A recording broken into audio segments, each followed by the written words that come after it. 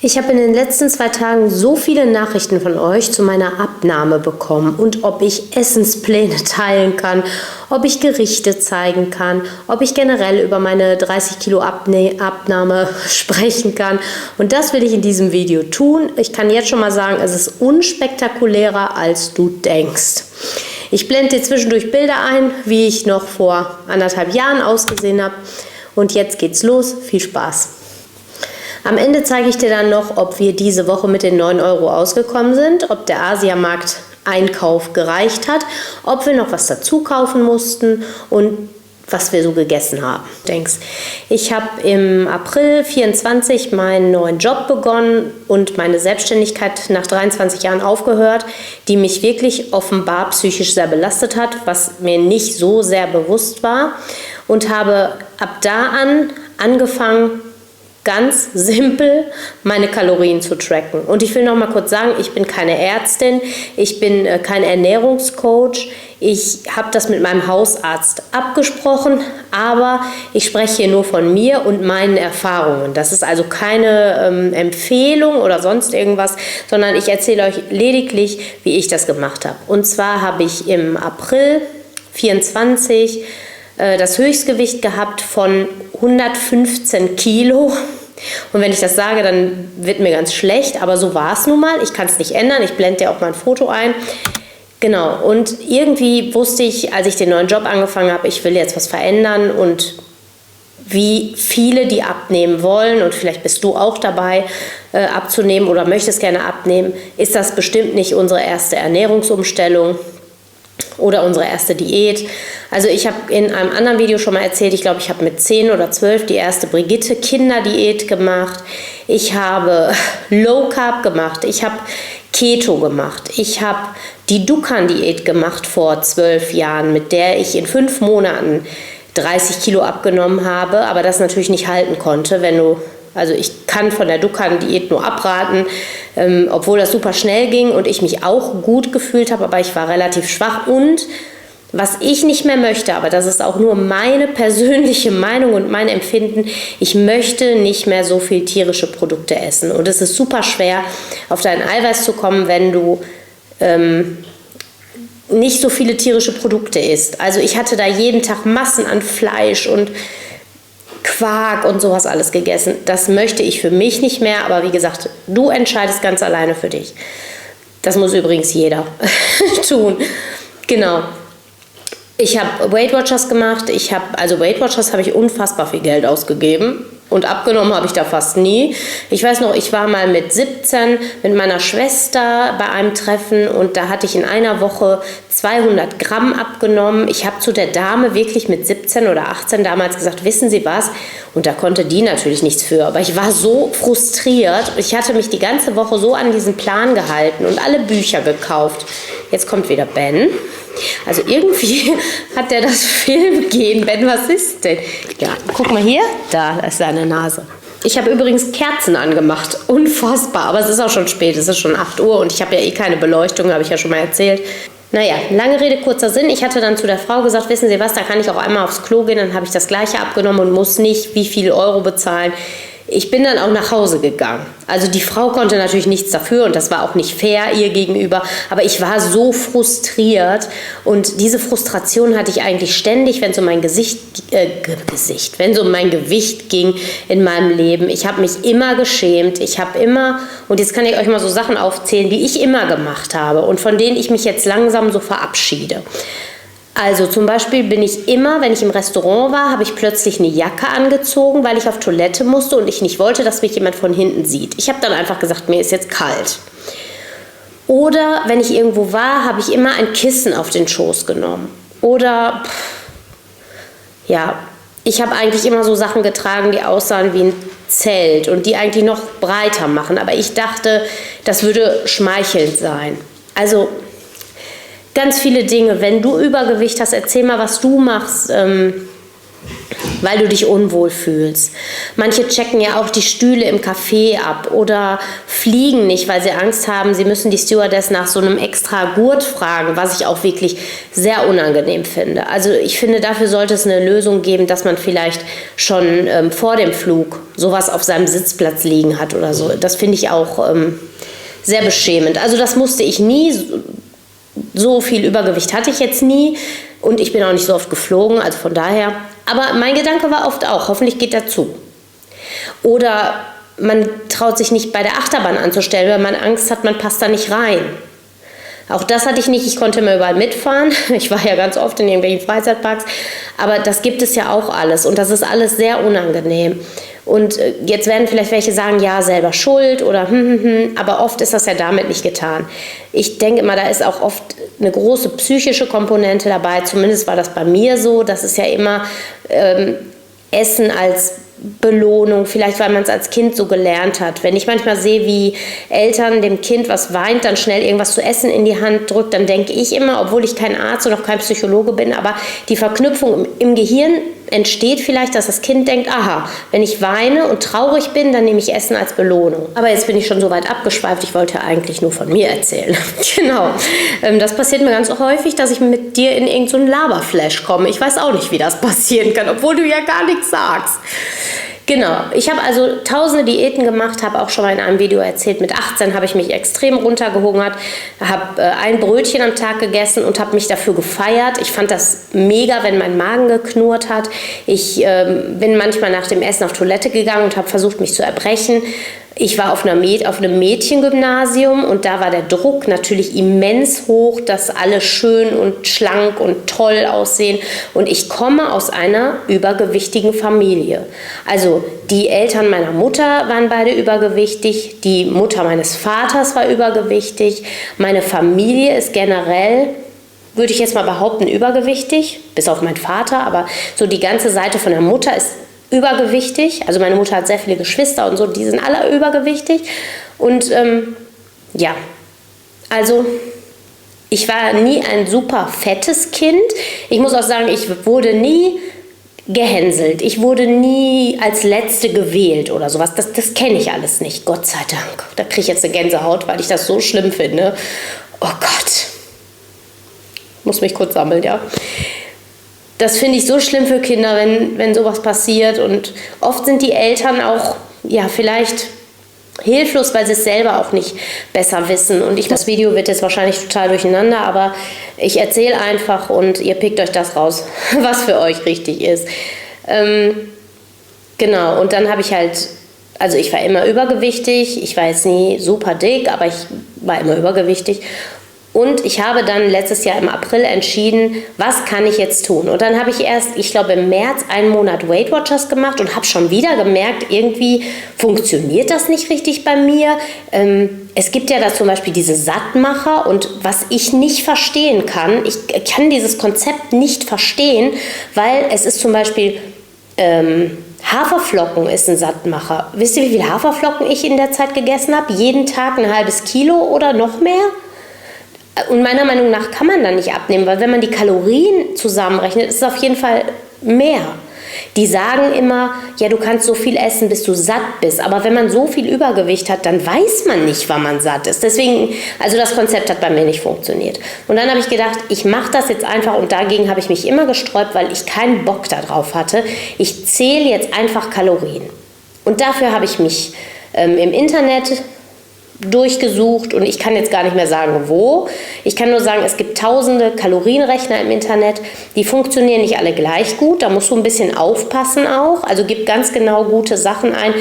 Lüg nicht bei Bewegung. Also der fragt auch, wie viel Bewegung hast du am Tag? Ich habe meistens geschrieben, ich sitze die ganze Zeit, weil ich dachte, es hilft mir nichts, wenn ich dem jetzt sage, ich bewege mich ganz viel. Weil das ist ja kein Mensch, der über mich urteilt, ob ich das tue oder nicht. Ich habe übrigens heute eine Brille auf, weil mein Auge irgendwie wehtut. Aber das nur so am Rande.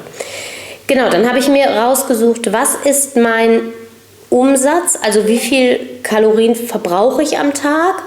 Und, oder wie viel Kalorien braucht mein Körper, um zu laufen, um zu funktionieren und wie viel will ich davon reduzieren, Und du kannst dir ja ausrechnen, 7000 Kalorien sind 1 Kilo Fett. Also wenn du 7000 Kalorien reduzierst, dann nimmst du 1 Kilo ab.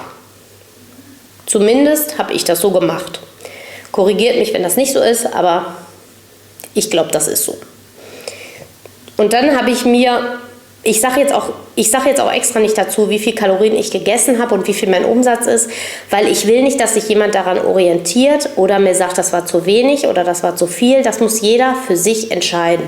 Ich glaube, es ist gesund, wenn man so 500 Kalorien am Tag reduziert, und ich kann sagen, ich habe manchmal ein bisschen mehr reduziert. Jetzt auch nicht 1500, dann hätte ich ja gar nichts mehr gegessen, aber ich habe manchmal 500 reduziert und manchmal weniger. Also mehr reduziert, genau. Und dann habe ich mir vorgenommen, ich gehe jetzt zum Sport, auch wenn ich weder Ahnung davon habe, noch Bock drauf habe.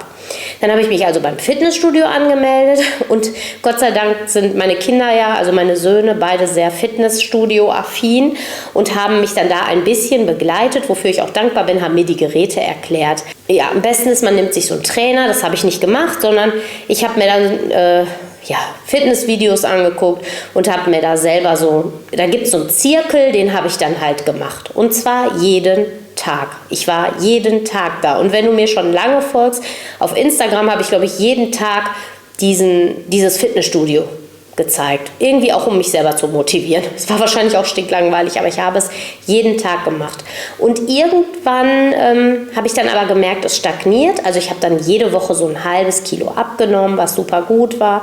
Irgendwann stagnierte das dann und ich habe dann auch gemerkt, ich muss irgendwas verändern, weil ich habe erstmal nur Kalorien aufgeschrieben, aber habe an den Makronährstoffen, also an Eiweiß und so weiter, nichts geändert, sondern habe einfach nur, ich habe mir auch bei McDonald's zum Beispiel, esse ich nur noch ein Happy Meal. Das ist seitdem so und das wird auch immer so bleiben. Das sind 500 irgendwas Kalorien und die konnte ich immer verschmerzen und so konnte ich immer auch mit nach McDonald's gehen. Aber ich habe trotzdem nicht gesund dann am Anfang gegessen.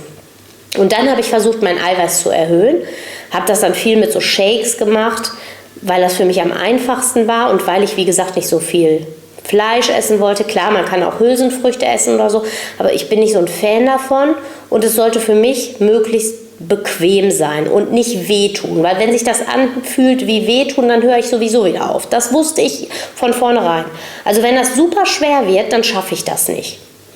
Genau, und dann habe ich einfach jeden Tag die Kalorien getrackt. Ich habe das mit der Yasio-App gemacht. Ich habe bis heute nur die kostenlose Version von Yasio. Ich zahle also dafür nichts. Das ist super nervig, weil da sehr oft richtig nervige Werbung kommt für irgendwelche Games. Aber ich kenne das schon, dann mache ich in der Zeit, gucke ich einfach weg, weil das nervt. Und dann habe ich das einfach getrackt. Ich habe nicht besonders gekocht, ich habe einfach weniger gegessen. Zum Beispiel, wenn die Kinder Spaghetti gegessen haben, wir haben immer eine Waage hier und ich habe wirklich alles abgewogen. Ich habe meine Nudeln abgewogen, ich habe morgens sehr oft nur einen Shake getrunken oder mir einen Joghurt oder ein Porridge gemacht. Und ich habe alles abgewogen, wirklich alles. Und das mache ich bis heute. Also wenn ich mir einen Kaffee mache und nehme Hafermilch da rein, dann wiege ich die ab. Ich wiege alles ab. Ich wiege morgens den Toast nicht, weil den kann man, das ist ja immer das gleiche Gewicht. Das weiß auch Yasio schon, dass ich morgens meistens Toast esse.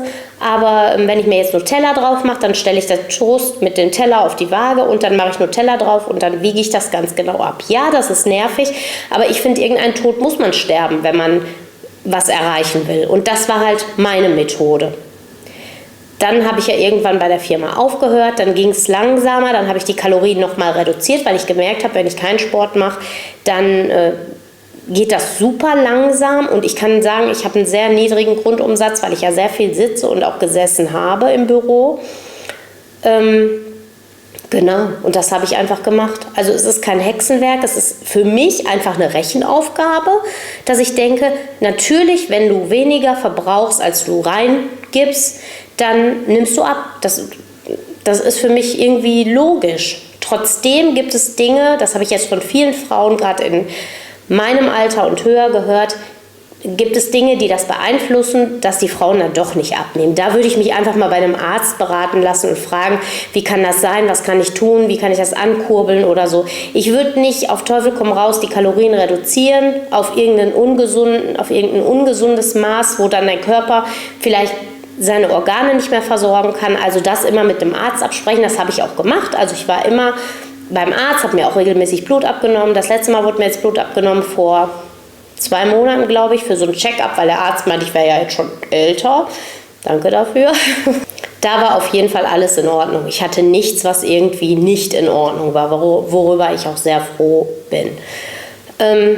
Jetzt habe ich 81 Kilo, was für meine Größe von 1,63 immer noch zu viel ist. Und deswegen nehme ich auch weiter ab. Und ja, ich finde auch, ich sehe jetzt besser aus. Aber ich weiß, dass mein BMI immer noch zu hoch ist. Und mein Ziel sind nochmal so, und jetzt werden viele sagen, oh, das ist viel zu wenig, aber das ist ja auch nur, ich muss das nach Gefühl machen. Also wenn mich jetzt jemand fragt, was ist dein Ziel, dann sage ich zwischen 60 und 65 Kilo. Ich glaube, das ist noch in einem gesunden BMI und das ist mein Ziel. Ob ich mich dann damit gut fühle, das muss ich dann entscheiden. Vielleicht sind es auch 68, das weiß ich nicht, aber ich möchte auf jeden Fall in einen gesunden BMI. Und deswegen mache ich einfach immer weiter. Also ich habe heute Morgen meinen Toast wieder abgewogen. Und auch alles, was ich koche. Und ich versuche ja für die Kinder auch relativ gesund zu kochen. Also morgen gibt es jetzt nicht so was Gesundes, aber immerhin aus dem Airfryer. Der hat mir übrigens auch sehr den Arsch gerettet, muss ich sagen. Also Pommes im Airfryer und so, die esse ich öfter mal. Und die sind nicht so schlecht. Dann habe ich immer diesen zuckerreduzierten Ketchup. Den gibt es ganz oft bei Aldi, glaube ich. Der ist so zwischen dem normalen Ketchup. Da muss man ein bisschen suchen. Da ist alles so an einer Stelle praktisch. Das ist nicht hat keinen Extrapreis oder so. Dann habe ich sehr viel dieses Miracle Whip zu Pommes gegessen. Dieses Joghurt oder Balance oder irgendeins hat auch nicht so viel. Also das geht alles. Es ist alles. Für mich war es gar nicht so schwer, ehrlich gesagt.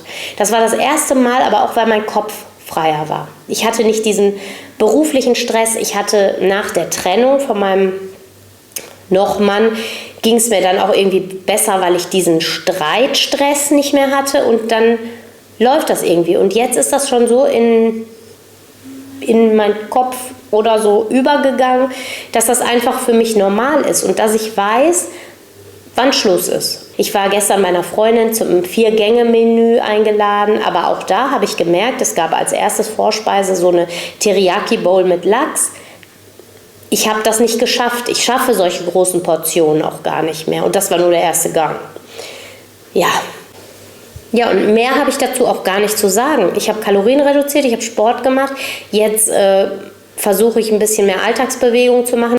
Ja, und sonst gibt es dazu nichts zu erzählen. Also es gibt kein Geheimnis, es gibt keine Wunderwaffe. Leider. Ich hätte dir gerne irgendwas anderes gesagt, aber so ist es eben. Jetzt zeige ich dir noch, ob wir diese Woche mit den 9 Euro ausgekommen sind. Ob die vegane Woche doch noch mehr Einkäufe produziert hat, als ich gedacht habe. Ich zeige dir auch noch mal vielleicht habe ich den Einkauf vom Asialaden, sonst ist der, glaube ich, in einem Video davor schon. Das war ja Anfang der Woche, das war ja am Montag war das. Zeigt ja, ob wir noch was dazu gekauft haben, ob wir mit den 63 Euro für die ganze Woche ausgekommen sind. Ja, und das war meine Abnahmegeschichte und ja. Ich weiß nicht, ob du dir ein bisschen was davon mitnehmen konntest. Auf jeden Fall interessiert mich sehr, ob du Struggle hast, wie es dir geht, ob du abgenommen hast, ob du Struggle mit deinem Gewicht hast. Schreib mir das einfach rein. Ich gehe gerne immer mit euch in den Austausch. Und genau, das war's. Jetzt viel Spaß mit dem Video und bis bald. So, das ist der Wocheneinkauf und ich kann es wirklich nur empfehlen. Der Asialaden war so günstig. Wir haben jetzt für das alles, und das ist natürlich auch dem geschuldet, dass es diese Woche kein Fleisch gibt. Leni wollte sich das hier mitnehmen. Das habe ich erlaubt, obwohl das fast 4 Euro gekostet hat. Und Mochis hat sie sich mitgenommen. Die habe ich auch erlaubt. Die haben 3 Euro gekostet. Und der komplette Einkauf hat gekostet, und jetzt haltet euch fest, 49,37. Und es kann natürlich sein, dass wir noch was nachkaufen müssen, aber wir haben Haferflocken, wir haben noch Hafermilch, also wir haben auch noch Sachen. Wir haben Nutella und so ein ganzes Zeug, ne? Also 49,37, ich finde, das ist mega gut. So, Mittagessen was ist denn heute? Montag. Vegane Ramen mit Tofu. Ich finde, das sieht richtig gut aus.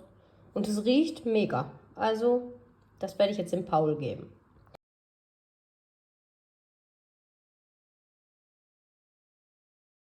So, wir hatten ja noch 15 € Lebensmittelbudget für diese Woche und ich habe die Rettertüte gefunden. Ich habe noch nur reingeguckt, aber noch nicht ausgepackt. Dann habe ich noch das der Leni geholt, das ist zuckerfrei, das fand ich ganz gut. Das ist einfach so ein Teebeutel, den man so kalt aufbrüht. Das hat, glaube ich, 1,79 gekostet und Toast wie immer 79 Cent. Die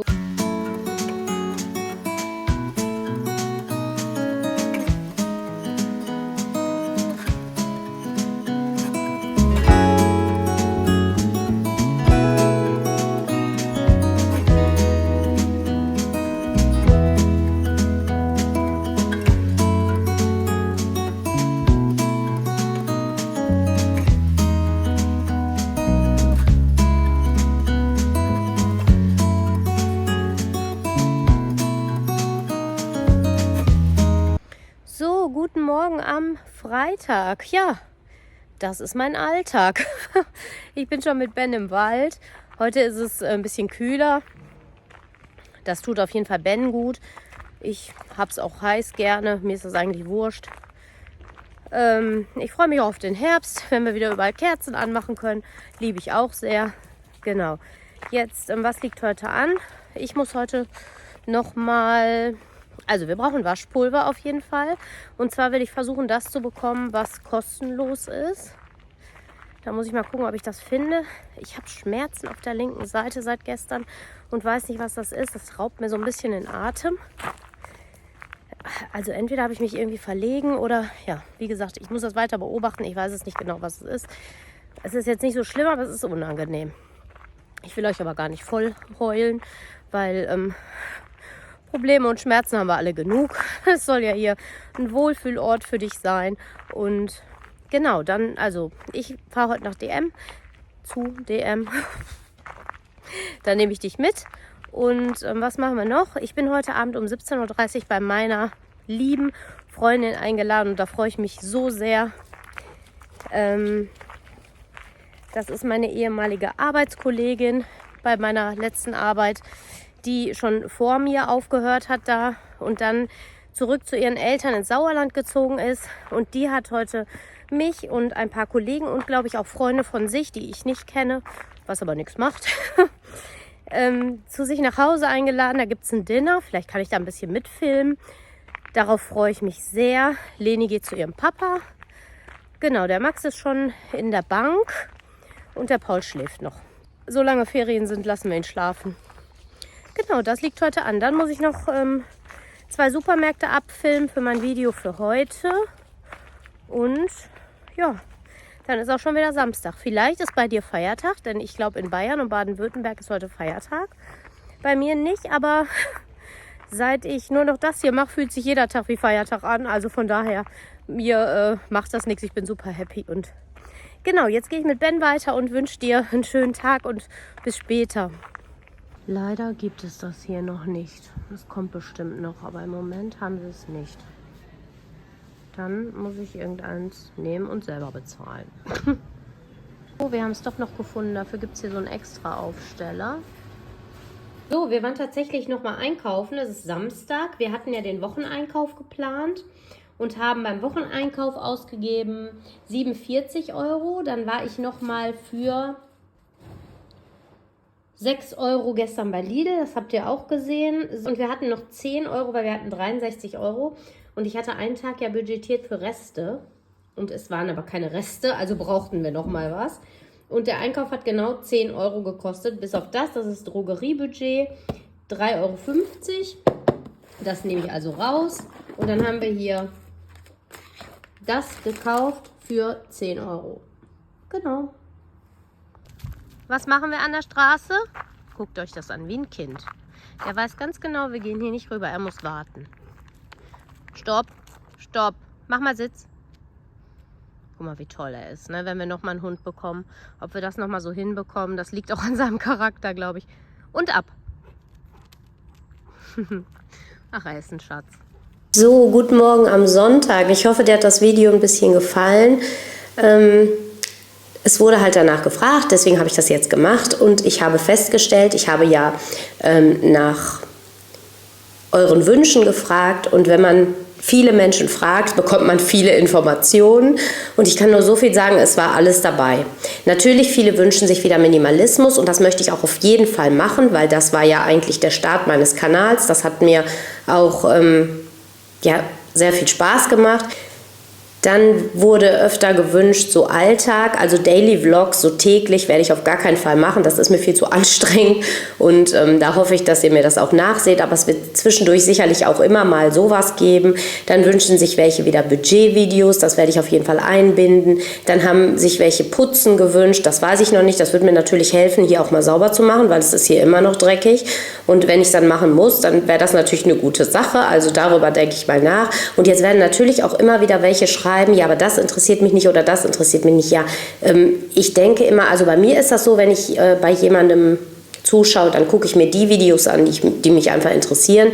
Und ich habe auch ein paar Leute abonniert, wo ich nicht alles gucke, wo ich einfach denke, also das Thema juckt mich jetzt nicht. Zum Beispiel habe ich jemanden abonniert, die macht so ganz viel Selbstversorger. Und das interessiert mich überhaupt nicht, weil ich habe keinen Selbstversorgergarten. Vielleicht werde ich irgendwann mal einen haben wollen und dann, also ich finde das schon gut, das Thema, aber jetzt gerade ist das nicht mein Ding. Und dann gucke ich mir einfach die Videos nicht an. So, dann haben welche geschrieben, sie möchten gerne Kochrezepte. Also ehrlich gesagt, ich kann nicht wirklich kochen. Ich kann euch immer zeigen, was ich mir im Internet rausgesucht habe, aber ich selber kann jetzt nicht wirklich kochen. Ja, wonach wurde noch gefragt? Eigentlich ganz, ganz viel und ich habe mir sehr viele Gedanken darüber gemacht, weil ich gerne ja wie immer jedem gerecht werden möchte, was wir aber schon festgestellt haben, was nicht funktioniert und deswegen werde ich einfach nach Gefühl das machen, was mir gerade Spaß macht und womit ich denke, dass ich euch damit auch einen Mehrwert bieten kann. Genau, ich weiß nicht, ob das eine gute Schnittstelle ist, ich glaube aber schon, dass wir da alle irgendwie was draus ziehen können und jetzt wünsche ich dir einen schönen Sonntag und werde heute ein bisschen ruhiger machen, weil meine Seite immer noch wehtut. Ich werde auch heute nichts essen, nur Wasser trinken. Ich glaube, das ist was mit dem Magen irgendwas, weil das fing an, als ich diese Spaghetti gegessen habe und diese Tomatensoße, die ich selber gemacht habe mit den Tomaten, da war ziemlich viel Öl drin. Vielleicht, also danach fing das an. Es ist jetzt schon besser geworden. Wenn es nicht besser wird, gehe ich morgen zum Arzt natürlich. Genau, und jetzt wünsche ich dir einen schönen Sonntag und bis zum nächsten Video, also bis morgen, weil da gehen wir ja wahrscheinlich zusammen einkaufen. Außer ich sitze beim Arzt, dann wirst du es auch irgendwie mitbekommen.